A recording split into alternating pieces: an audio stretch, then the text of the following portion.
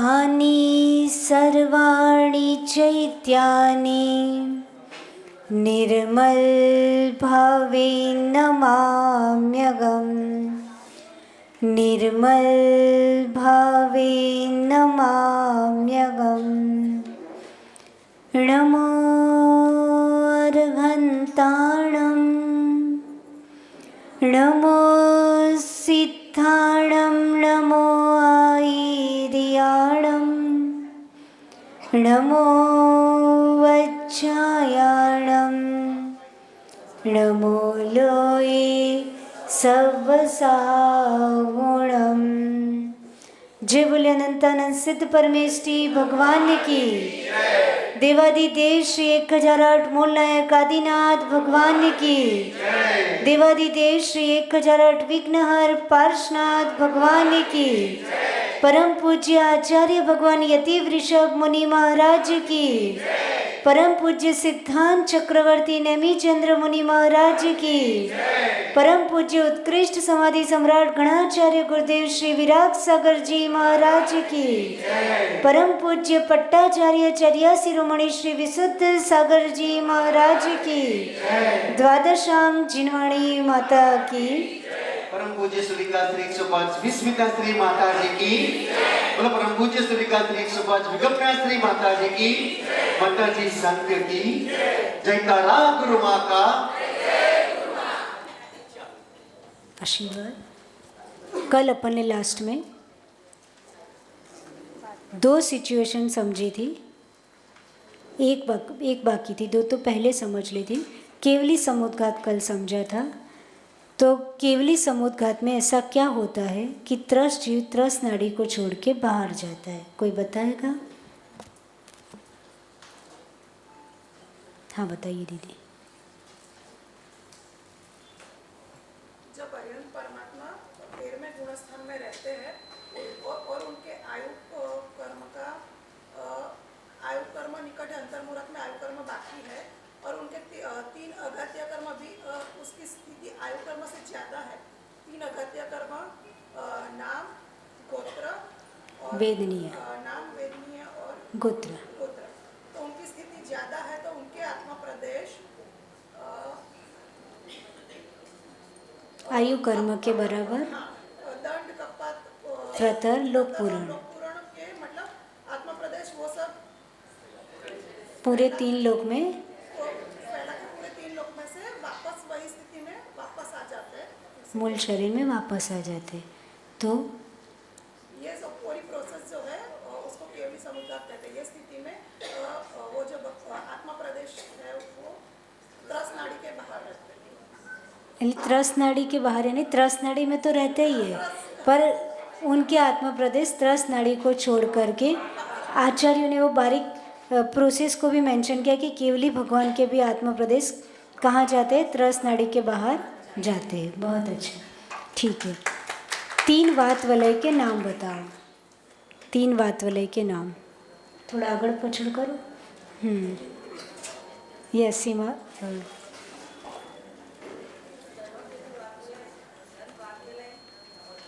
बहुत अच्छा। घनोदधि घन और तनुवात वलय, ठीक है।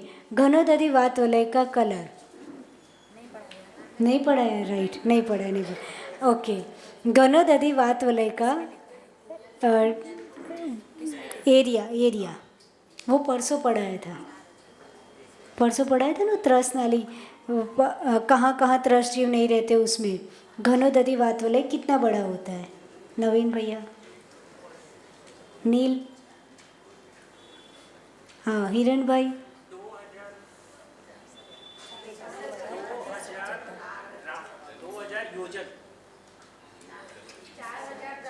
1 मिनट, किसकी दिव्य ध्वनि शुरू हुई?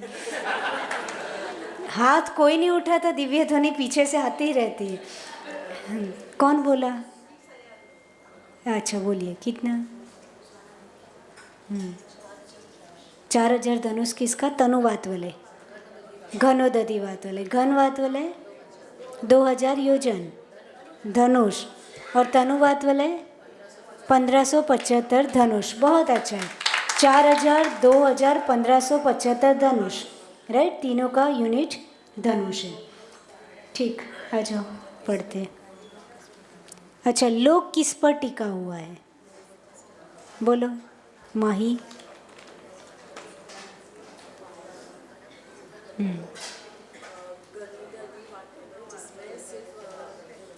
नहीं, लोक किस पे टिका है? घनोदधि वात वलय। घनोदधि वात वलय किस पे टिका है? अरे बहु घन वात वलय, घन वात वलय, तनु वात वलय, अनंत आकाश, राइट। ठीक है, अब इसके कलर और वो सब समझते हैं।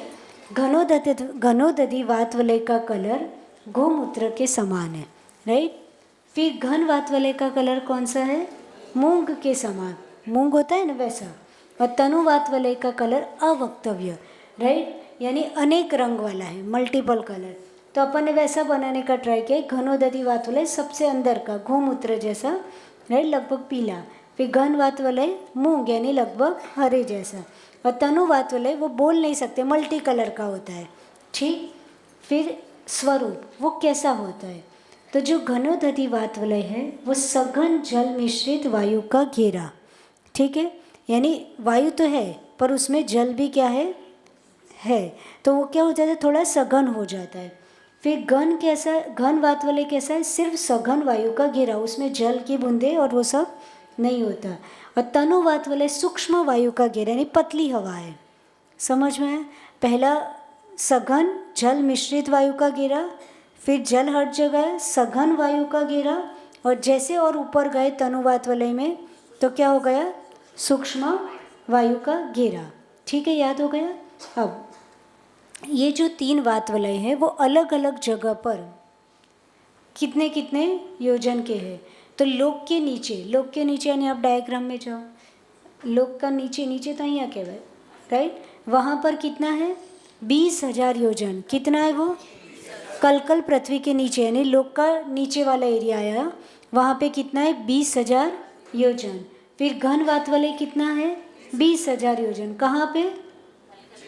नीचे, लोक के नीचे। वो एक कॉमन टाइटल लिखा है ना, लोक आधार नीचे, तो 20,000 योजन, 20,000 योजन, 20,000 योजन। तो नीचे तीनों, क्योंकि इतना बड़ा लोक खड़ा है तो नीचे वायु का घेरा बेस भी कैसा है? 20,000 योजन का है। ऊपर कितनों सा था? 4,000, 2,000, 1,575 धनुष, और वो धनुष था, ये योजन है। समझ में? तो 20,000 योजन याद हो गया। ठीक, फिर से याद करते हैं।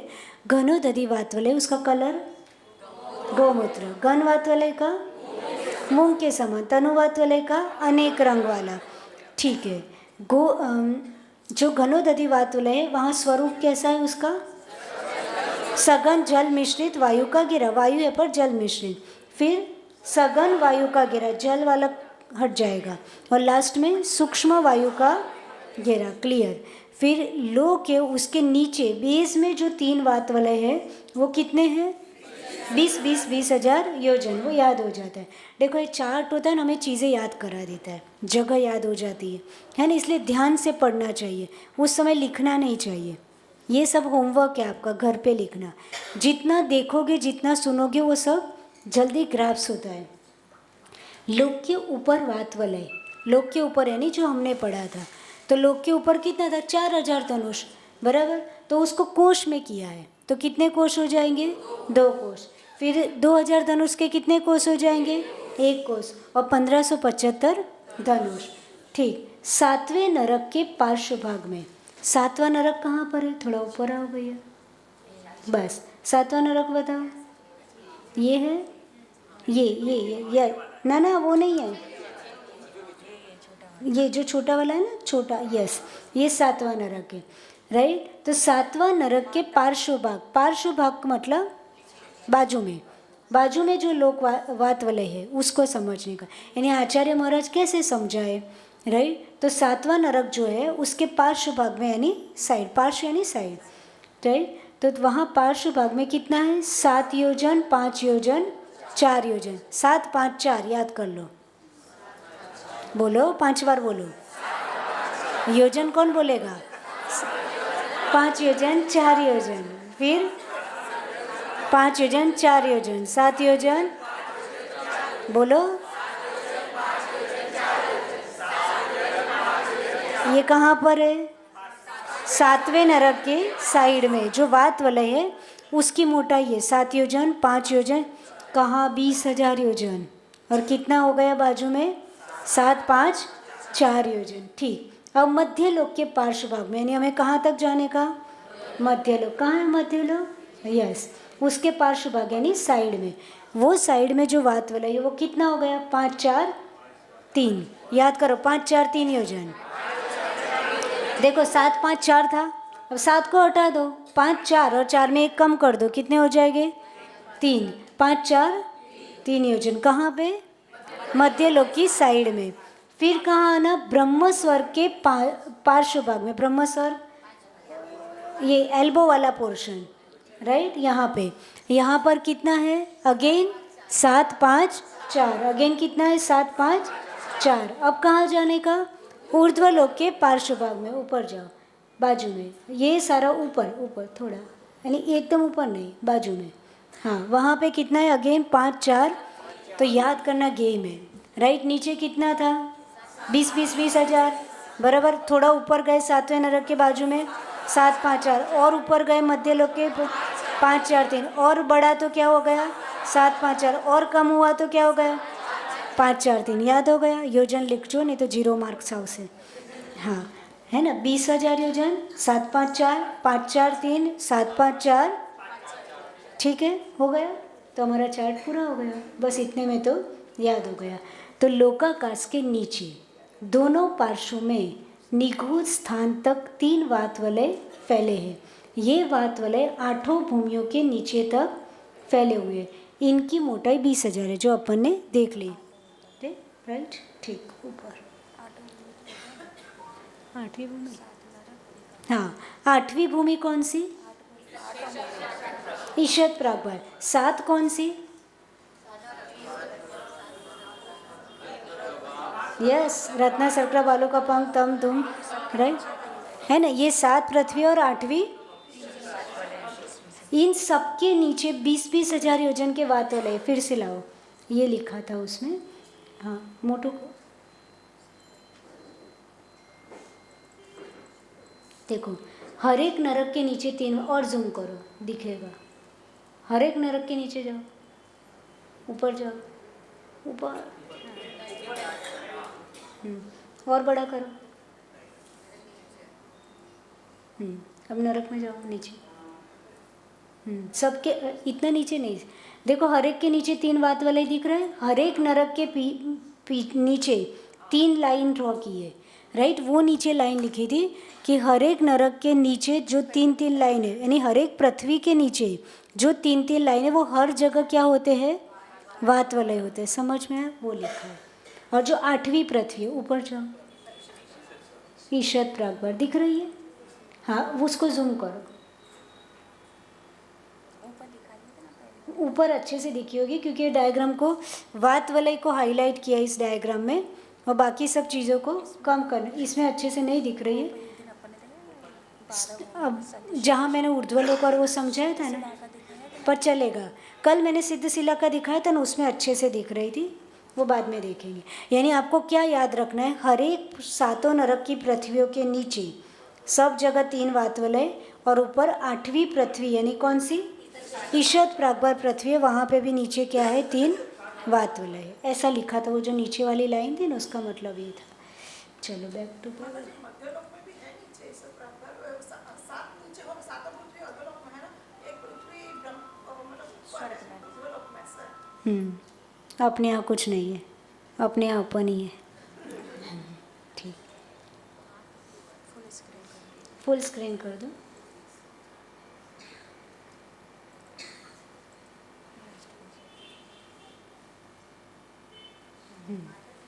हाँ, यस, 20,000 योजन अभी आएगा, है ना? अभी ऊपर ऊपर से पढ़ लो, अभी तो बहुत आएगा। ठीक है, ये अपन खाली इंट्रोडक्शन पढ़ रहे हैं। अभी एक्चुअली में हम मध्यलोक में नहीं गए। पहले हमने अधोलोक की 7 पृथ्वियाँ, उसकी मोटाई और वो सब समझी थी, फिर ऊर्ध्वलोक की समझी थी। अभी मध्यलोक में एंट्री नहीं की है। फिर त्रस नाड़ी समझ ली, राइट? फिर कौन से केस में त्रस जीव त्रस नाड़ी के बाहर जाते वो समझा, और फिर हमने क्या समझा? वात वलय समझा। और लोक का मेज़रमेंट पूरा समझ ले, डेप्थ हाइट विड्थ सभी की, राइट। ये सब हो गया। अब आया अपन, હા એની જગદીશભાઈ કા કામ હો ગયા.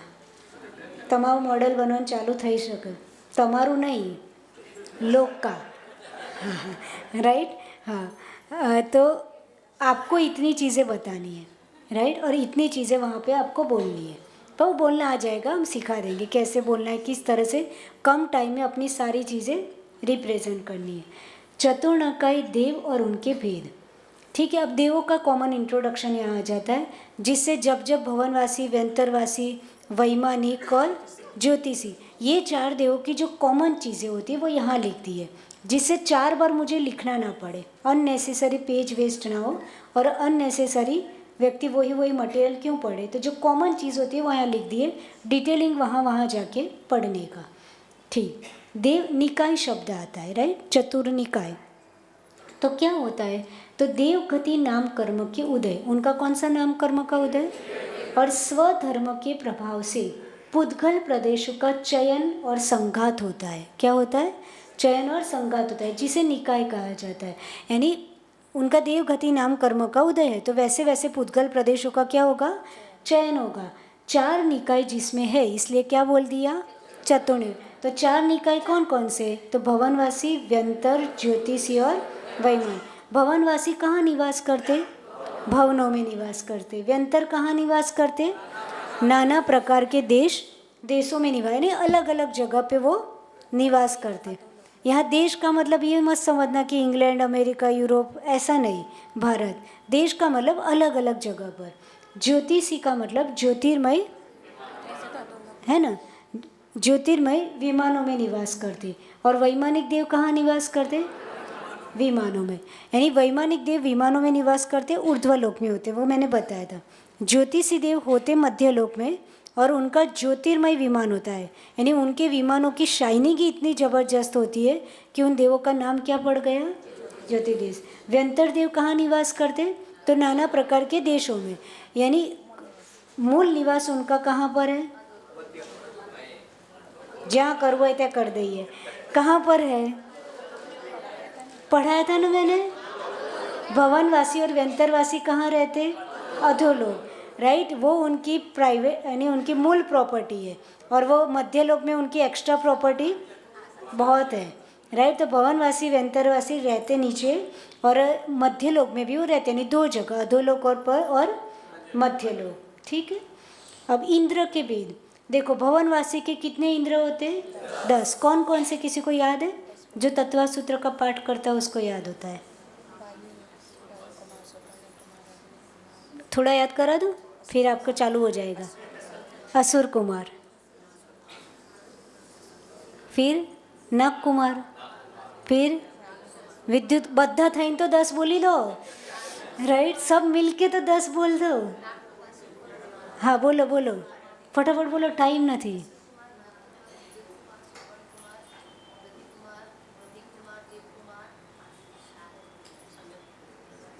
ઉદતી કુમાર, દીક કુમાર,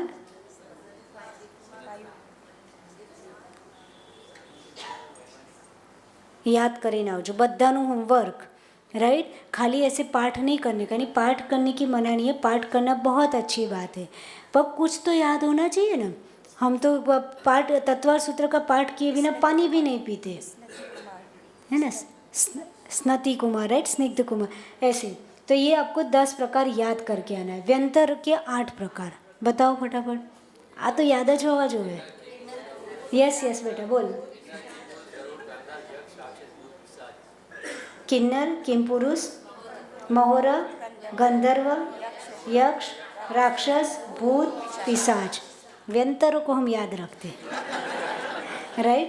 तो जयमाला में आता है, अच्छी बात है, याद है। ज्योतिषी के तो सबको आता है, सूर्य, चंद्र, ग्रह, नक्षत्र, तारा, 5 प्रकार। वैमानिक हमने याद किए थे, 2 के पैर, सौधर्म, ईशान, सानत, ब्रह्म, लांतव, शुक्र, सतार, आनत, आरण, पछी 9 ग्रेवियर, 5 अनंत हो गया। ठीक है। अब इसमें देखो दो भेद किए हैं, विमानों में निवास, कल्पोपन्न और कल्पातीत, यानी जो 16 स्वर्ग है, राइट, वो सारे इंद्रों को क्या कहा जाता है? कल्पोपन्न। वैमानिक तो है, उसके दो भेद नीचे पढ़ो। कल्पोपन्न किसको कहा जाएगा? 16 स्वर्ग तक के इंद्रों के। उसके ऊपर क्या है? 9 ग्रेव्य, 9 अनुदिश, 5 अनुतर, वो किस में आएंगे? कल्पातीत में।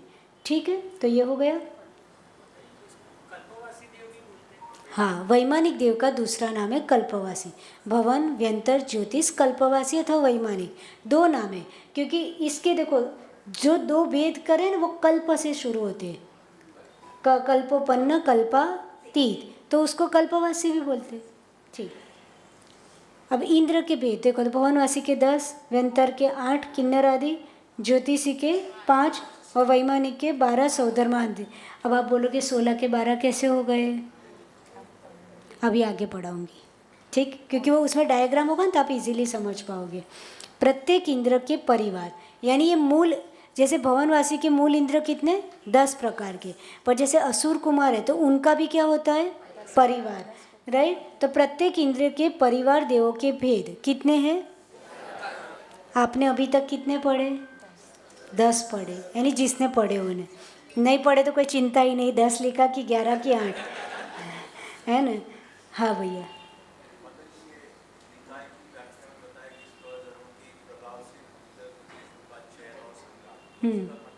हाँ, यानी है ना, ये मूल सिद्धांत सिद्धांत सार दीपक शायद, अथवा जो जैनेन्द्र सिद्धांत कोश है वहाँ से डेफिनेशन ली गई है, यानी उसमें भी कोई भी ग्रंथ का रेफरेंस ही होता है। तो जो मूल डेफिनेशन है स्वधर्म के प्रभाव से, यानी जो देव आयु का बंद किया, राइट, वो जैसे कोई तिर्यंश लेता है तो उसका स्वधर्म क्या होता है? कोई कबूतर बना तो वो उसका स्वधर्म हो गया। ऐसे 4 प्रकार के जो निकाय है तो उनका अपना अपना प्रभाव है कि व्यंतर वाले देव वैसा ही काम करेंगे, भवन वाले उनका प्रभाव है, ज्योतिषी का ज्योतिष वाला प्रभाव है, वैमानिक देव का अपना प्रभाव है। तो उस अपेक्षा से लिखा है कि स्वधर्म के प्रभाव से पुद्गल प्रदेशों का चयन, यानी जिस निकाय में जन्म लेगा वो अपने अपने अनुसार पुद्गल प्रदेशों का चयन और संघात करता है, जिसे निकाय कहा जाता है, राइट। ठीक है, अपन नीचे आए थे। प्रत्येक इंद्र के परिवार देवों के भेद, यानी जो 10 मूल भेद है उनके परिवार कितना है? हर एक का 11-11 है। अब ये मैंने क्या शॉर्ट में लिखा है, जब अपन ऊर्ध्व लोग पढ़ेंगे देवों का तो पूरा 11 नाम और सब आएंगे, पर आपने तत्वर सूत्र में 10 पढ़े होंगे। कितने पढ़े होंगे? पर तिलोई पन्नति जी में कितने दिए हैं? 11। तो दोनों आचार्यों के मत हमारे लिए क्या है? मान्य है। ठीक। फिर व्यंतर देवों के कितने भेद है? 9, यानी उनके परिवार के कितने? 9। फिर ज्योतिषी में भी कितने? 9। और ये वैमानिक में कितने? 11। अब देखो, व्यंतर और ज्योतिषी में त्रायस्त्रिश और लोकपाल ये 2 भेद नहीं होते, तो बाकी दोनों के 11 थे, इन दोनों के कितने हो गए? तो कौन से नहीं होंगे? त्रायस्त्रिश और लोकपाल, ये 2 भेद नहीं होंगे। नेक्स्ट देखो, ये नाम आ गए, समझ में आया? जो अपन ने 11 भेद देखे ना वो, तो पहले इंद्रों के परिवार देवों के नाम और उनका पद। पहला कौन सा? इंद्र। फिर दूसरा प्रतीन्द्र, तीसरा लोकपाल, चौथा, यानी दिगेंद्र बोलो कि लोकपाल बोलो एक ही बात है, पर लोकपाल फेमस नाम है, लोकपाल सबने सुना होता है, इसलिए इंद्र, प्रतीन्द्र, लोकपाल, त्रायस्त्रिश, सामानिक, तनुरक्षक, पारिषद, 3 प्रकार के पारिषद होते हैं। पारिषद, अनिक, प्रकीर्णक, अभियोग्य और किलविषय, यानी ये हर एक जो देव होते हैं इनका परिवार है। जैसे हाँ, जैसे फॉर एग्जाम्पल कि नवीन भाई का परिवार है, राइट, तो इसमें ये 10 प्रकार के लोग रहते हैं, समझ में?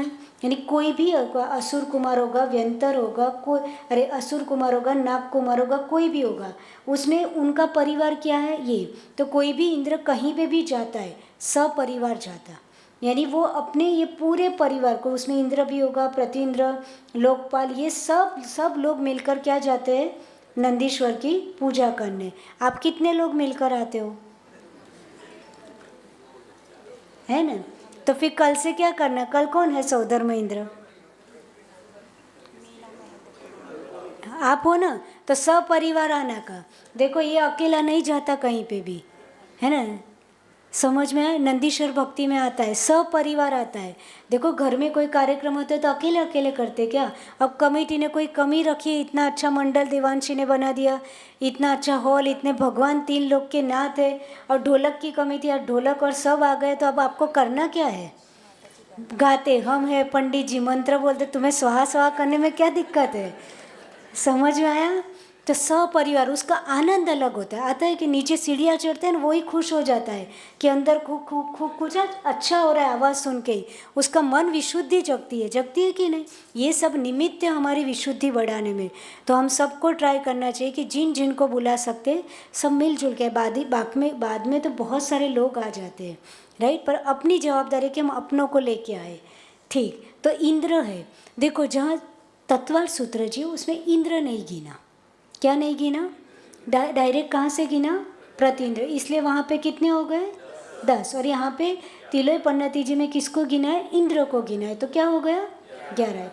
तो यहाँ ग्रंथ मूल तिलय पन्नति और त्रिलोक साजी और उन सब के बेस पर है, इसलिए यहाँ पे 11 रखा है। और मुझे भी बहुत टाइम हुआ था समझ में, 11 10 क्या फंडा है, और फिर समझ में आया। तो इंद्र यानी राजा सदृश, जो इंद्र होता है वो कैसा होता है, उसके पास राजा जैसी पावर होती है।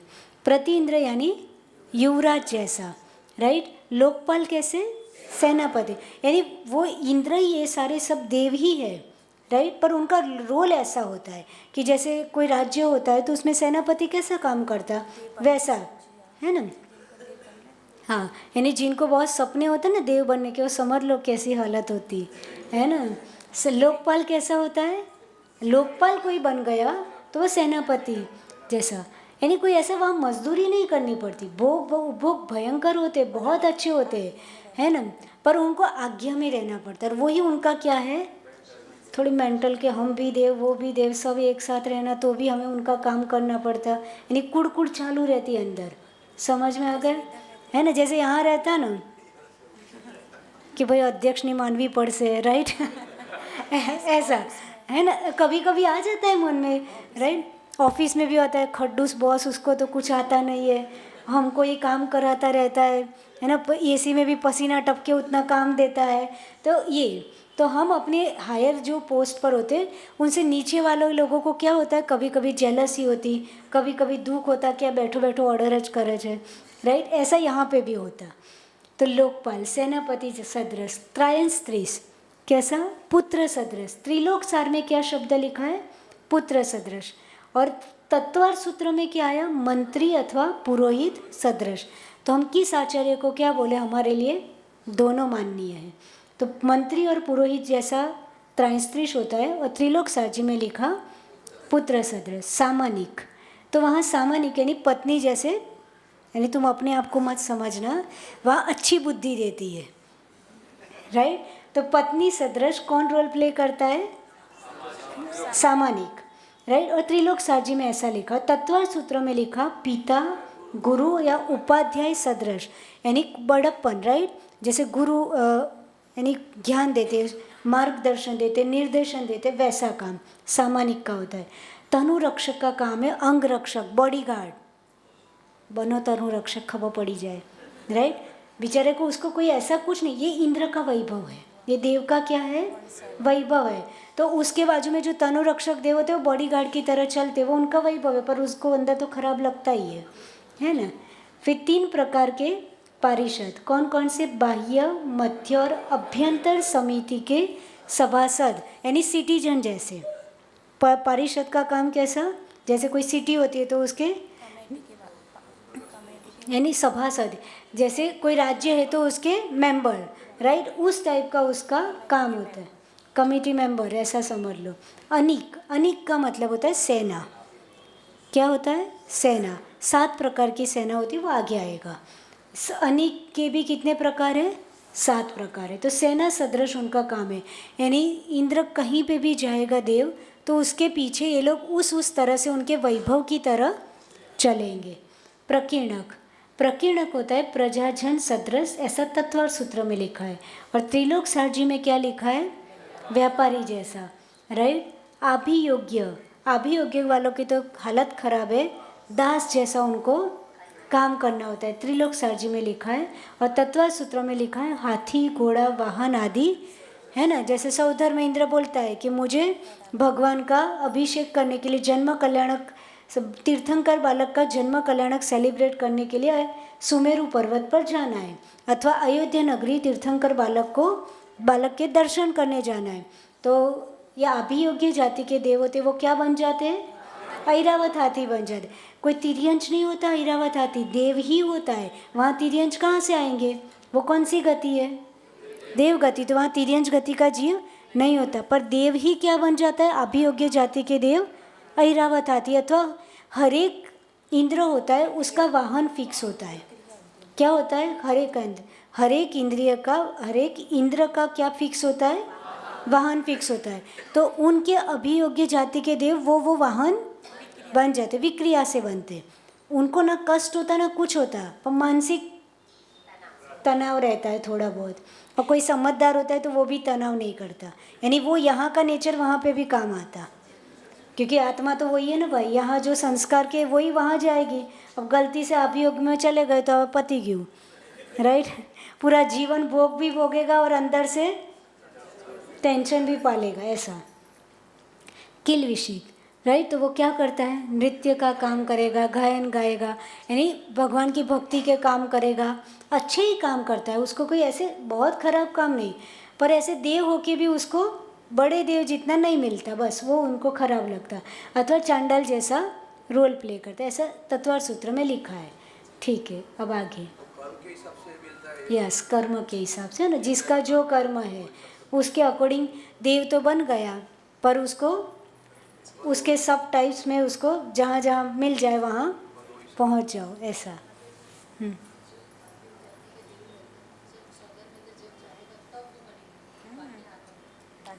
बाकी कुछ नहीं, वो भी जलसा करता है, वो भी भोग भोगता है ना।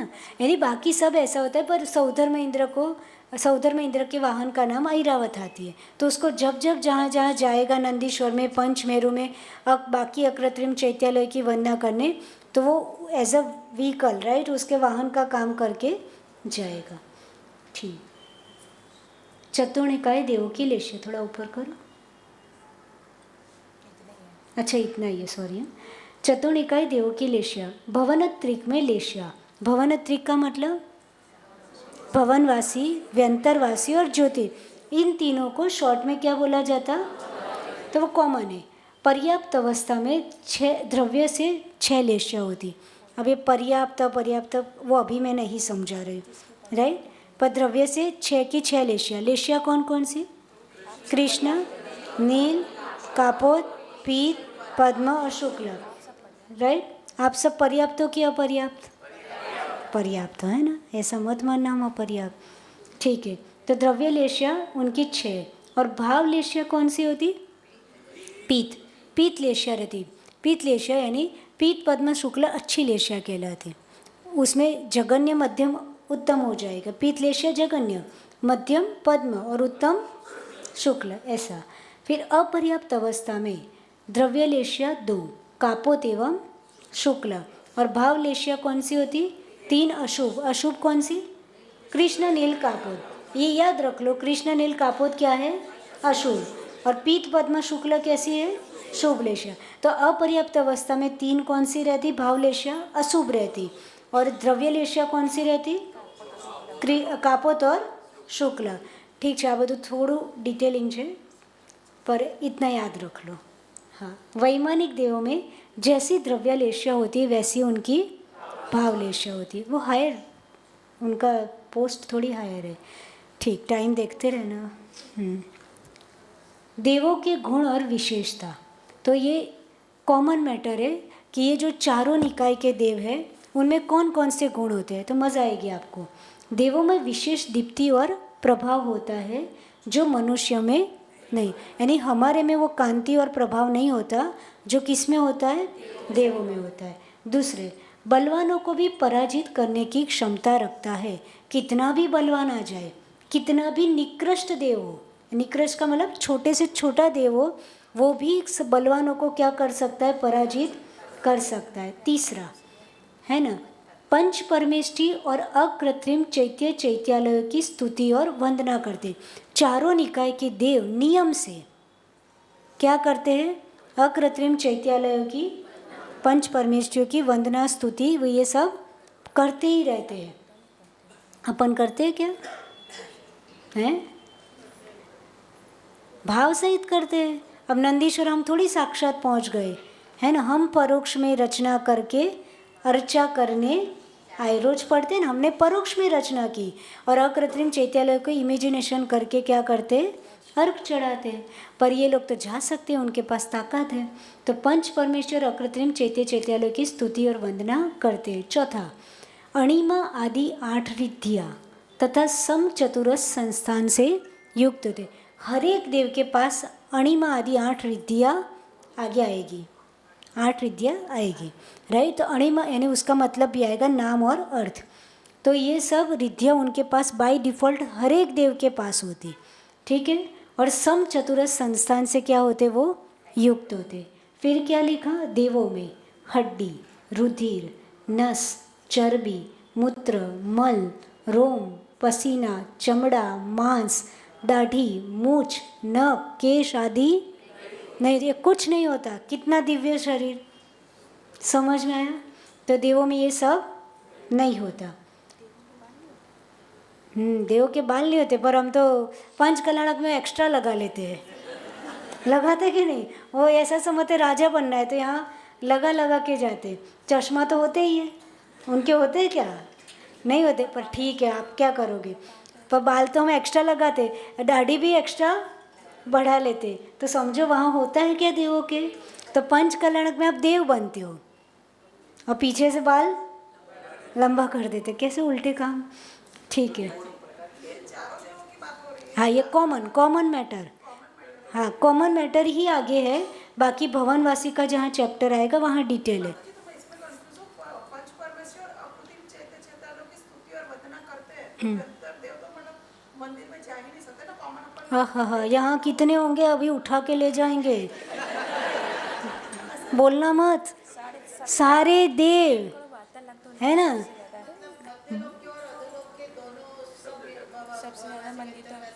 सब जाते। अरे तो नीचे भी तो चैत्यालय है, सबसे ज्यादा चैत्यालय तो नरक में है। कितने हैं? 7,72,00,000 चैत्यालय अधोलोक में सबसे ज़्यादा। तुम्हारे पास 458 है, उसमें भी हमारे कब्जे में 390 है, यानी उसमें भी हमारी ताकत कहीं की नहीं है। समझ में आया है ना? तो व्यंतर तो भाई होते हर जगह होते, जहाँ जहाँ भगवान की पूजा, अभिषेक, स्तुति, वंदना, अनुष्ठान चलते हैं, राइट। वो नियम से भगवान की भक्ति करने जाते है ना। हम मंदिर में जाते जाते निश्चय क्यों बोलते? इसीलिए कि भाई आपका इतना दिव्य मंदिर है, उनकी तो मन चाहे वहाँ जा सकते, वो दर्शन करने आए, तुम बीच में, तो तुम पहले परमिशन, निश्चय। माता जी मैं कंफ्यूज किधर हूँ, इधर कचनेर जाते हैं, लौकिक भाषा की बातें रहती है, भाषा की बातें हो, तो सब बाहर निकलने लगते हैं, भूत प्रेत आदि, वो भी बताते हुए ना, इसमें मैं कंफ्यूज हूँ। हाँ, तो निकलने लगते क्या दिक्कत है? वो भगवान का प्रभाव है ना। यानी वो किसी को चढ़ गए हैं तो निकल रहे हैं, तो उसका मतलब थे तो सही ना, है ना। ठीक, वो होता है, अतिशय है वहाँ का, और आपकी श्रद्धा काम करती है ना। वो तो सब कुछ पॉसिबल है, ठीक है। नीचे प्रतिमा की तरह नख और केश का आकार होता है। उनका कैसा होता है? नख और केश का आकार होता है, लेकिन इनमें सहनन होता नहीं है, ठीक है ना। यानी उनके अपनी तरह बढ़ेंगे नहीं, नेल कटर से कट नहीं करना, कुछ कहानी कैंची लेके स्टेप कट, लेयर्स कट कहीं ना कराओ पड़े। समझ में आ गया? ठीक है। हाँ, नहीं होते, यानी नहीं होते का मतलब वो सिर्फ शेप होता है। जैसे अपन भगवान की प्रतिमा देखते हैं तो उसमें अपन ने क्या बनाया? सिर्फ शेप बनाया। और अरिहंत भगवान की प्रतिमा में भी तो नाखून भी होते हैं। आपने कई जगह, मुझे राजस्थान का एक मंदिर याद है, मुझे जगह का नाम याद है, वो प्रतिमा आज भी याद है, बड़े बड़े नाखून है उस प्रतिमा में, सांगानेर में है। और भी एक जगह नीचे जाके ऐसे जाने का है, जयपुर के बाजू में, yes right, no no no, अब जहाँ पे हो नमोस्तु भगवान, तुम चर्चा मत करो। तो वहाँ पे क्या है, नाखून होते हैं। तो अरिहंत भगवान की प्रतिमा में भी तो नाखून हो सकते हैं, राइट। बाल अपन बनाते हैं ना, ऐसे ऐसे घुंघराल ऊपर, पर सिद्ध भगवान की प्रतिमा में शेप होता है, खाली क्या होता है, ऐसे नाखून, और ये अलग से दिखाई नहीं होते, है ना। यानी ऐसा ही देवों में होता है कि देवों में वो बढ़ते नहीं है, नहीं होते का मतलब शेप तो होता है। अब हाथ बताएंगे तो यहाँ क्या बताएंगे, समझ, यानी हाथ होंगे देव का तो यहाँ क्या होगा, तो भाई नाखून का शेप तो होता है, पर उसका मतलब बढ़ते बढ़ते घटते वो सब प्रोसेस नहीं होती, है ना, सहनन नहीं होता उसमें। अपने तो ज़्यादा कट जाए तो, जैसे हाथ से करते बराबर हम, तो फिर ज़्यादा कट जाए तो वहाँ ब्लड आ जाएगा, दुखेगा, वो कहानी उनके साथ नहीं है, ठीक। दिव्य अमृतमय मानसिक आहार तुष्टि और पुष्टिकर होता है उनका। कैसा आहार होता है, એટલે આમ પ્લેટ લઈને ચમચી લઈને એ બધું લઈને બેસવું ના પડે, राइट। जैसा सोचा वैसा उनका यहाँ से अमृत झरता है। और वो भी कैसा होता है, पुष्टि, पौष्टिक होता है। तुष्टि यानी संतुष्टि, पौष्टिक भी होता है, ठीक। देवों का शरीर निगोद जीवों से रहित होता है, सुंदर होता है, रत्नों के मुकुट से सज्जित होते। देव का मतलब ही क्या है, जो मुकुट धारण करते हैं। इसलिए अपन जब जब कोई विधान अनुष्ठान पंचकल्याणक होता है, सबको क्या पहनाते, तो उस समय आपके अंदर वो फीलिंग आनी चाहिए कि आप मनुष्य नहीं हो, आप कौन बन गए, देव बन गए। तो फिर देव की तरह आपकी, देव के पास कितनी ताकत होती है, देव कितनी सुंदर भक्ति करता है, देव कैसे भगवान की भक्ति में, देव जितनी भक्ति बहुत बहुत कम लोग कर पाते। उनके पास शक्ति है, उनके पास द्रव्य है, सब कुछ है, राइट, समय भी है, तुम्हारे पास नहीं है, राइट। वो तो ये बहाना मत लगाना, उसका मतलब देव बहुत बहुत अच्छे से भगवान की क्या करता, तो उस समय हम वो कॉस्ट्यूम पहनते हैं कि हमारे अंदर भी, जैसे पुलिस वर्दी पहनेगा तभी किसी को डंडा मार पाएगा, है ना, नहीं तो रास्ते में यूं ही निकलेगा तो लोग उसे मार देंगे। तो आप अपने कॉस्ट्यूम में आओगे देव वाले, तो वो भाव भासना अंदर आती है, ठीक। नेक्स्ट, देव आभूषण पहनते हैं, क्या पहनते हैं, सुंदर आभूषण पहनते हैं, और यौवन में रहते हैं, हमेशा कैसे रहते हैं, यौवन रहता है उनका। हाथ पैर में हल्की क्या होती है, लालिमा, यानी अपने वो पिंक पिंक ऐसा ऐसे सुंदर लालिमा होती है, ठीक। जरा यानी बूढ़ापा और अकाल मृत्यु से मुक्त होते, यानी बूढ़ापा नहीं आता, हमेशा यंग रहते। और अकाल मृत्यु का मतलब है ना, क्या वो आभी हो के जात परेशान हो गए, ऐरावत हाथी बन के चलो यहाँ थी सुसाइड करिए, तो वहाँ कोई सुसाइड करने का प्रावधान, यानी अकाल मृत्यु वहाँ नहीं होती, राइट। पुण्यशाली जीव है भाई, तो वहाँ ये सब होता नहीं। दिव्य वैक्रियक शरीर के कारण कर्म प्रभाव से रोग आदि, उनका दिव्य वैक्रियक शरीर है। आपका कौन सा है, औदारिक। आपका कौन सा शरीर है, और अरिहंत भगवान का परम औदारिक, और देवों का वैक्रियक, और नारकियों का वैक्रियक, राइट। तो दिव्य वैक्रियक शरीर के कारण कर्म प्रभाव से रोग आदि, इतना पुण्य लेके गए हैं कि उनको रोग आदि नहीं होता। नेक्स्ट, सदा पंचेंद्रिय विषयों के भोगों से मुदित रहते, यानी उनकी इतनी लंबी लंबी आयु भी किस में चली जाती, भोगों में चली जाती। इतनी बड़ी आयु होती, इतनी बड़ी आयु होती, कभी ये वन में, वहाँ वन में क्रीड़ा करने गए, इधर गए उधर, पूरा जीवन उनका भोगों में। अब पुण्य ज़्यादा था तो क्या होगा, देव गति में चले गए तो बस पुण्य को राख कर दिया। क्या कर दिया, अपने को तो कितने भोग रहे, पर पुण्य राख हो रहा है ना। पुण्य क्या बन गया, राख बन गया, धीरे धीरे धीरे कम होता जाता है। पर ठीक है, वो कर्म का उदय था तो वहाँ गए। अब टाइम हो गया है। ये इंटरेस्टिंग है, देवगति के जीवों का जन्मोत्सव किस तरह से सेलिब्रेट होता है, ये चारों निकाय के देवों का कॉमन डिस्क्रिप्शन है, ठीक है। तो टाइम हो गया, अपन कल समझेंगे। तो कल कितने बजे सुबह में आएंगे सौधर्म इंद्र और सब, 7 बजे, राइट, 7 बजे आना है ना। 7:30 तक आपकी शांति धारा हो जानी चाहिए। तो पीछे जो 10 मिनट एक्स्ट्रा लग जाती है वो नहीं लगे, है ना। आज हम थोड़े 5-1 मिनट लेट आए तो मस्त भजन ही चल रहे थे। तो भाई सुबह में भजन ना करो, सुबह का काम फुर्ती के साथ, अच्छी विशुद्धि के साथ कर दो, बराबर। तो क्या करना, 7:30 तक शांति धारा हो जानी चाहिए। तो आपको 1 घंटे बहुत मस्त भक्ति भाव से अभी विधान करने में आनंद आएगा, आकुलता नहीं होगी।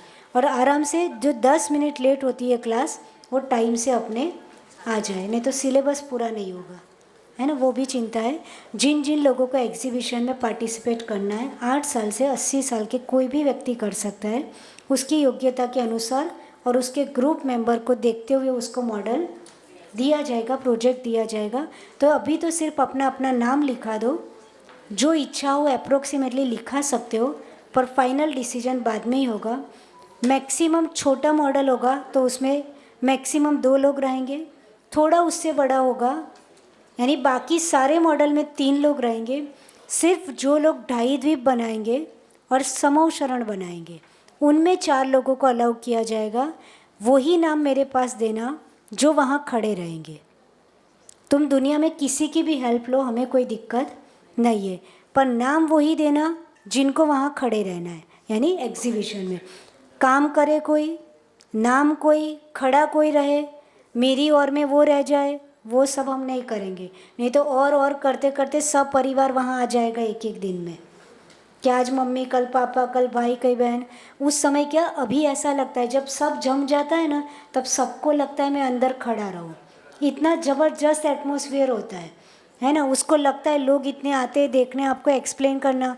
तो भाई खड़ा रहना है तो मॉडल बना लो, कोई दिक्कत नहीं, राइट। पर नाम वही देना जो वहाँ खड़ा रहेगा।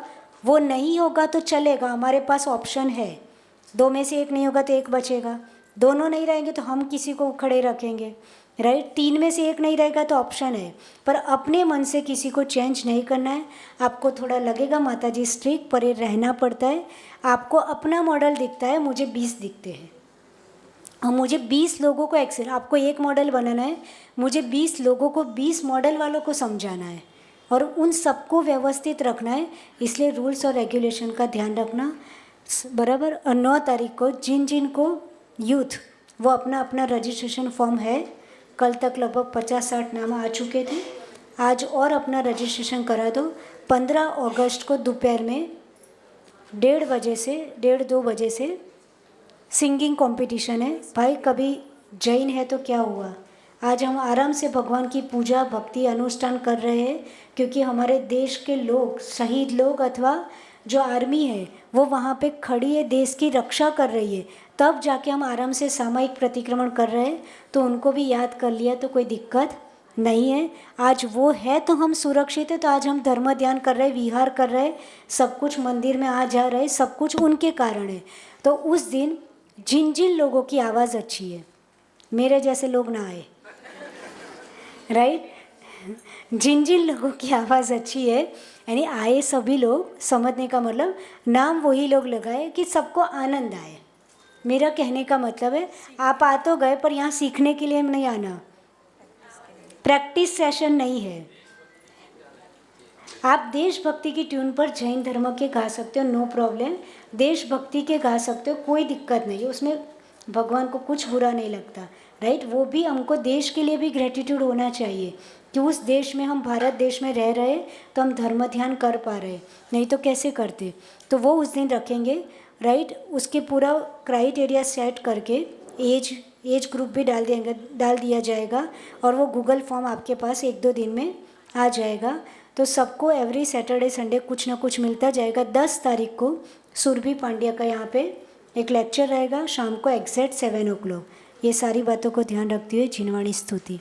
जावाणी के ज्ञान से सोवाणी मस्तक नमो सदा।